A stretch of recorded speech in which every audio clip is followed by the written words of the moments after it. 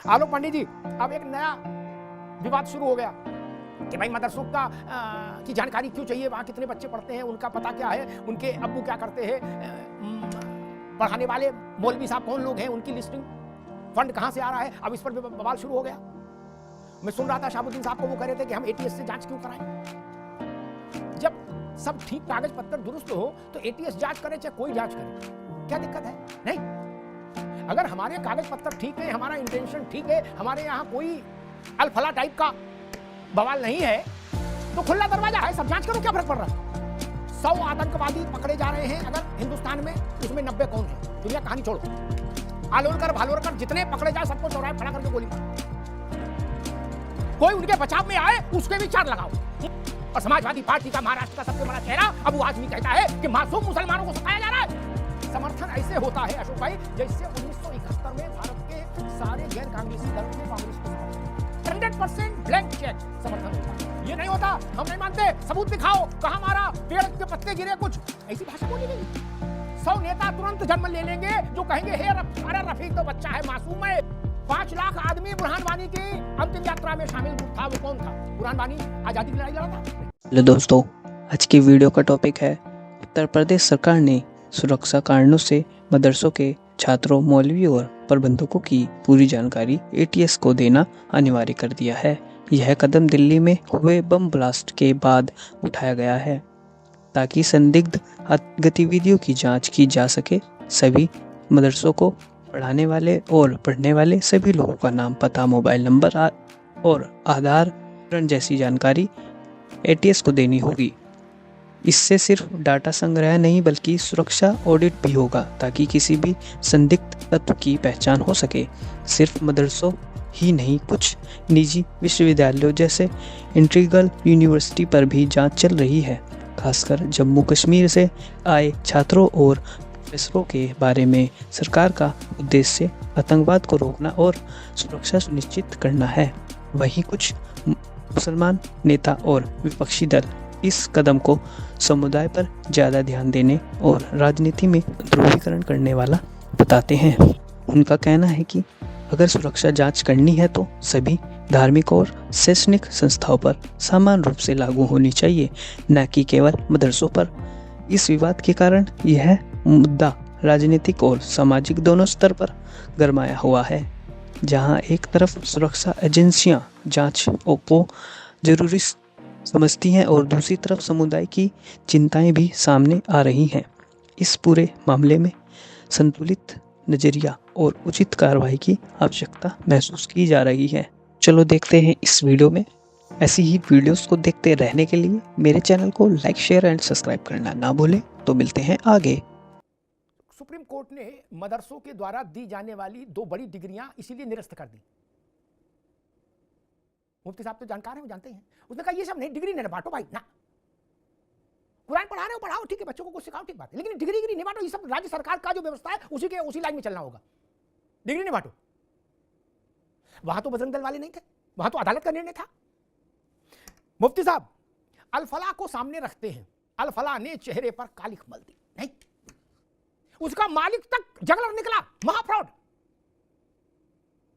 85 मामलों में वांछित। और यूनिवर्सिटी टकसाल, आतंकवाद की टकसाल 2008 से ऐसे बहादुर पैदा कर रही थी वो यूनिवर्सिटी जो आत्मघाती बम बन के घूम रहे थे। 2008 के दंगे में एक लड़का जो पकड़ा गया वो इसी यूनिवर्सिटी का था, इंजीनियरिंग डिपार्टमेंट का। और अब बताया जा रहा है 200 से ज्यादा डॉक्टर अल-फलाह के, जो अल-फलाह छोड़कर भाग गए हैं अब लाल किला ब्लास्ट के बाद, वो रडार पर हैं। कितनी बड़ी साजिश हो रही थी न। सरकार यूजीसी एक बार लाइसेंस ले लिया, पंजीकरण हो गया, बात खत्म हो गई, मान्यता हो गई। उसके बाद दरवाजा बंद करो और कार्यक्रम चालू। तो दरवाजा तो खुलना चाहिए मुफ्ती साहब, नहीं, ताकि देश देखे कि अल-फलाह में क्या हो रहा है, अल-फलाह जैसी जगहों में क्या हो रहा है। मुफ्ती साहब सरकारी स्कूल इफरात में है, मेरी बात नोट कर लेना भाई, इफरात में है, बच्चे कम है, स्कूल ज्यादा है। मुफ्ती साहब सारी शिक्षा फ्री है, गरीब नहीं, सुपर बिल्कुल भयंकर गरीब हो तब भी सब शिक्षा फ्री, जूता फ्री, मोजा फ्री, बस्ता फ्री, किताबें फ्री, खाना फ्री, सब कुछ फ्री है, कोई फीस नहीं है। फिर कहा कि मदरसा खोला जाए जब सब फ्री है सरकार में ही। सर्दी आ जाए तो 2 स्वेटर फ्री है, उन्हीं मोजा मिलेगा, फिर क्यों चलाना चाहते हैं मदरसा? फिर क्यों चलाना चाहते हैं? बात तो ये हुई ना कि मदरसे में वो जाता है जो गरीब है, जिसका कोई माई बाप नहीं, या तो सरकार माई बाप है। हजारों करोड़ रुपया की ग्रांट इसीलिए है। क्या समस्या है? और आबादी के बीच में मदरसा खुले समझ में आता है। हमने तो उत्तर प्रदेश में, मुफ्ती साहब आप तो सब जानते हो, अब आपसे क्या कहना, नानी के आगे ननिहाल का क्या किस्सा बताएं। बॉर्डर पर जहां कोई आदमी नहीं, नो मैंस लैंड है, वहां मदरसा मस्जिद इतनी बन गई। मैंने पूछा यहां नमाज कौन पढ़ेगा, बच्चा कहां है पढ़ने के लिए? तो मुस्कुरा दिए पान खाते हुए। अरे बोले काहे को बन रही है, वहां तो आदमी नहीं, आदमी नहीं तो बच्चा भी नहीं, क्या क्यों बन रही है? कोई तो खेल होगा उनके पीछे। मस्जिद किस लिए बनाई अगर 500 आदमी नहीं है नमाज पढ़ने के लिए? वहां 1000 आदमी किस लिए बन रही मस्जिद? दुनिया के किसी मुल्क में, मुफ्ती साहब आप तो दुनिया घूमे हो, अशोक भाई आप भी गौर करिए, प्रति 100 मुसलमान पर मस्जिद की जो प्रतिशत है वो उतना नहीं जितना भारत में है। क्या सबसे ज्यादा नमाज यही पढ़ी जाती है, बाकी जगह नहीं पढ़ी जाती? मुफ्ती साहब बाकी देशों में भी तो 57 तो देश इस्लामिक ही है, वहां नमाज कम पढ़ते लोग। कुछ सवाल हैं जो बड़े अटपटे हैं, उन पर तो उत्तर चाहिए। अशोक जी जांच लगेगी इस पे विवाद करने। आप बताइए, मेरे पास रिपोर्ट में लेके बैठा हूं अमिताभ जी, द हिंदू की 10 जुलाई 2023 का है। DRDO scientist Pradeep Rulkar was attracted to PIO Pakistan intelligence operators and chatted about Indian missile system EGSAM surface to air missile BrahMos ETC। ये जानते हैं कौन सा? ये प्रदीप रुलकर आरएसएस का बहुत बड़ा नेता था और डीआरडीओ में सीनियर वैज्ञानिक था। तो क्या आरएसएस की भी ATS की जांच हो, क्योंकि वहां तक इस तरह के लोग पाए जा रहे हैं जो पाकिस्तान से मिले हुए हैं। दूसरा जानकारी मैं आपको बताऊं, ध्रुव सक्सेना का था, ये 2017 में इसके साथ लगभग 1 दर्जन लोग पकड़े गए जो भारतीय जनता पार्टी के IT सेल और अन्य अनुसांगिक संगठनों से जुड़े हुए थे, जो ISI पाकिस्तान के इंटर सर्विसेज इंटेलिजेंस से मिल करके देश से खुफिया जानकारी बेच रहे थे। और इन मदरसों की जांच क्यों नहीं होनी चाहिए? मैं बहस को उतना खोल के करने के मूड में आज नहीं था, क्योंकि उससे कटुता बढ़ती है। लेकिन अशोक जी ने उस मोड़ पर लाके बहस को खड़ा कर दिया कि जिन चीज़ों को मैं इशारों में कहना चाह रहा था, मुफ्ती साहब मुझे माफ करिएगा, अशोक भाई ने इस बहस को वहां ला खड़ा कर दिया कि इशारों में बात नहीं होगी। क्या मैं इशारों में करने के मन से आया था?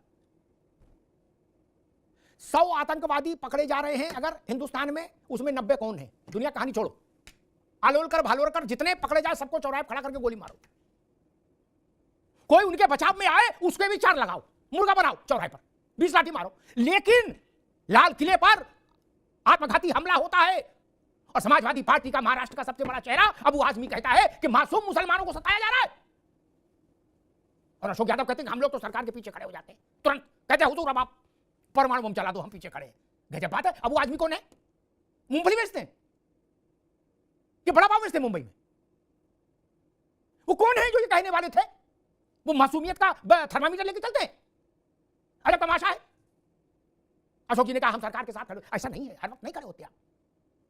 जब भारत ने, भाजपा ने नहीं, जब भारत की सेना ने अपने शौर्य और साहस का परिचय दिया, यही भारत के विपक्ष के बड़े नेता थे जिन्होंने कहा था हम नहीं मानते आपने पाकिस्तान में जाके गोलाबारी की है, हमें तो फोटो दिखाओ, वीडियो दिखाओ, सबूत दो।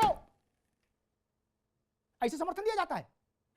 तो मैंने सरकार से कहा था, मुफ्ती साहब मैं भी विचित्र आदमी, तो मैंने सरकार से कहा कि अगली बार ऐसा कोई कार्यक्रम करो तो विपक्ष के नेता 10 बड़े नेताओं को आर्मी के जहाज में बैठा के वहां जरूर भेज देना। क्या वो भी आतिशबाजी देख लेंगे, अपनी आंखों से बात खत्म हो जाएगी? नहीं, वो भी तो आनंद लें, फिर क्या नहीं पूछेंगे कभी दोबारा? ऐसे समर्थन नहीं होता मित्र। समर्थन ऐसे होता है अशोक भाई जैसे 1971 में भारत के सारे गैर कांग्रेसी दलों ने कांग्रेस को समर्थन दिया था। समर्थन ऐसे होता है, ना किंतु ना परंतु, ना इफ ना बट, 100% ब्लैंक चेक समर्थन होता है। ये नहीं होता हम नहीं मानते, सबूत दिखाओ, कहां मारा, पेड़ के पत्ते गिरे, कुछ ऐसी भाषा बोली गई इस देश में रहने वालों के नेताओं ने। और मैं जिस चीज को नहीं कहना चाहता था उसी को कहना पड़ा। भालोलकर को फांसी दी जाए, जो भी इसमें जुटा लगा हो, उसकी जात धर्म कोई हो, आलोक पांडे, अमिताभ अग्निहोत्री, OP सिंह उसके पक्ष में मासूम बताएं उसको, तो इनको भी जेल में डालो, तिहाड़ में डालो, 20 लाठी मार दी। क्या ये नहीं चलेगा? लेकिन रफीक को पकड़ेगा जाएगा तो अशोक जी हम भी समझ रहे हैं, तुम भी समझ रहे हो। एक कविता थी, 100 नेता तुरंत जन्म ले लेंगे जो कहेंगे हे अरे रफीक तो बच्चा है, मासूम है, गुमराह नौजवान है। वो कौन लोग हैं जो आतंकवादी के जनाजे में, मुफ्ती साहब आप करें जनाजे में नमाज ना पढ़ाओ, नमाज जनाजा नहीं पढ़ाओ, उसकी नमाज में, उसके अंतिम यात्रा में 5 लाख आदमी गया। कौन लोग थे? वो विदेशी थे अशोक जी। जो ये कहा जाता है सारे लोग देश के साथ हैं, सारे लोग कुर्बानी दे रहे हैं, कोई नहीं दे रहा है, ऐसा मत कहो। 5 लाख आदमी बुरहान वानी की अंतिम यात्रा में शामिल था। वो कौन था? बुरहान वानी आजादी की लड़ाई लड़ा था? नहीं। देश की धर्म संस्कृति बचाने के लिए मारा गया था? नहीं। कौन लोग गए थे? 5 लाख लोग कहां से आए थे? पाकिस्तान से तो आए नहीं थे। मुफ्ती साहब, हमको मालूम है जन्नत की हकीकत क्या है, इतना भी भोले बनने से काम नहीं चलता किसी का, आप तो जानते हो। ये 5 लाख लोग कौन थे जिनके लिए बुरहान वानी भगवान था? कौन लोग थे? अभी सवाल उठेगा तो मामला बहुत तीखा हो जाएगा। अल फलाह के ये जितने लोग पकड़े गए, क्या एक ही धर्म के लोग नहीं है? क्या नहीं है ऐसा? भारत पर हुए आतंकी हमलों का। लेकिन ये जो अल-फलाह टाइप टेरर है ना अशोक भाई, ये सबसे गंदा इसलिए है, इसका रिमोट हमारे दुश्मन के जेब में रहता है, इसलिए ये सबसे गंदा है, सबसे घातक है। नक्सलियों को हम लाए लाइन पर, कुछ समझाया, कुछ बुझाया, कुछ सख्ती की। आज स्थिति यह है कि लगभग नक्सलाइट मूवमेंट फिनिश, या तो मुख्य धारा में आ गए या ऊपर गए, बीच का कोई रास्ता नहीं। लेकिन यहां जो अल-फलाह टाइप प्रोजेक्ट है, उसका रिमोट तो पड़ोसी के जेब में है ना, इसलिए उसका ट्रीटमेंट अलग होगा अशोक भाई। उससे मोहब्बत नहीं करो कोई, ना उससे जुड़ने की कोशिश करो। मैं एक वो देख रहा था मुफ्ती साहब, एक खबर मैंने देखी, ममता जी के एक विधायक ने घोषणा की है सार्वजनिक तौर पर, अशोक जी आपके इंडिया अलायंस ने, कि 6 दिसंबर को मुर्शिदाबाद में सुबह 11 बजे ईंट गारा मिट्टी लेके जाएंगे और बाबरी मस्जिद की नींव रखेंगे। किसकी मस्जिद की? नहीं, बाबरी मस्जिद की, 6 दिसंबर को सुबह 11 बजे। टाइम भी वही और तारीख भी वही।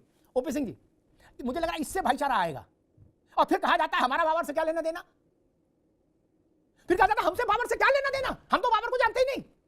बाबर के नाम पर मस्जिद बनाने की ललक आज भी जिंदा है। वीडियो लास्ट तक देखी है तो पसंद आई हो, ऐसी ही तड़कती भड़कती वीडियोस को देखने के लिए मेरे चैनल को लाइक, शेयर एंड सब्सक्राइब करें। मिलते हैं एक ऐसी ही वीडियो में।